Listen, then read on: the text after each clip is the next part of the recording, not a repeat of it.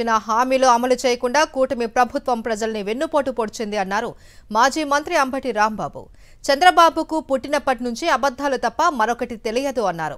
ప్రభుత్వ వైఫల్యాన్ని ప్రజల్లోకి తీసుకెళ్లేందుకే వెన్నుపోటు దినం నిర్వహిస్తున్నాము అన్నారు అంబటి. గుంటూరు జిల్లా పొన్నూరులో పార్టీ పార్లమెంటరీ పరిశీలకుడు పోతున్న మహేష్, మాజీ ఎంపీ వేణుగోపాల్ రెడ్డి, పొన్నూరు నియోజకవర్గ సమన్వయకర్త అంబటి మురళీకృష్ణతో కలిసి వెన్నుపోటు దినం పోస్టర్ను ఆవిష్కరించారు అంబటి రాంబాబు.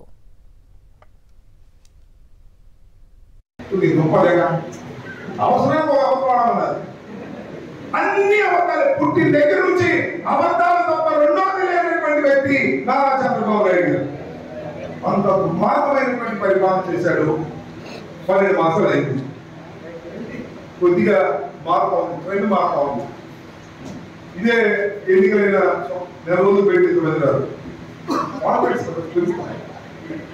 అరే జగన్మోహన్ రెడ్డి గారు ఓడించడం తప్పని జనం అనుకుంటున్నారు. మళ్ళీ ఎన్నికలు ఎప్పుడు వస్తే అప్పుడు మళ్ళీ మన ప్రభుత్వం అధికారంలోకి వస్తుంది. ఎప్పుడైనా సరే మనం మౌనం ఉంటే ఎవరికి అర్థం కాదు. మనం మాట్లాడితేనే అన్ని అందరికీ తెలుస్తాం. కానీ వాస్తవాలన్నింటినీ మీరు తెలియజేయాలి. రైతులకు ఏ విధంగా మోసం చేశారు, మహిళలను ఏ విధంగా మోసం చేశారు, యువతను ఏ విధంగా మోసం చేశారు, ఉద్యోగస్తులను ఏ విధంగా మోసం చేశారు, రాష్ట్రంలో 5 కోట్ల మందిని ఏ విధంగా మోసం చేశారని తెలియజేయడమే వెన్నుపోటు. జగన్మోహన్ రెడ్డి గారు పిలిపించారు. మరి మీరందరూ కూడా బలంగా పాల్గొవాలి.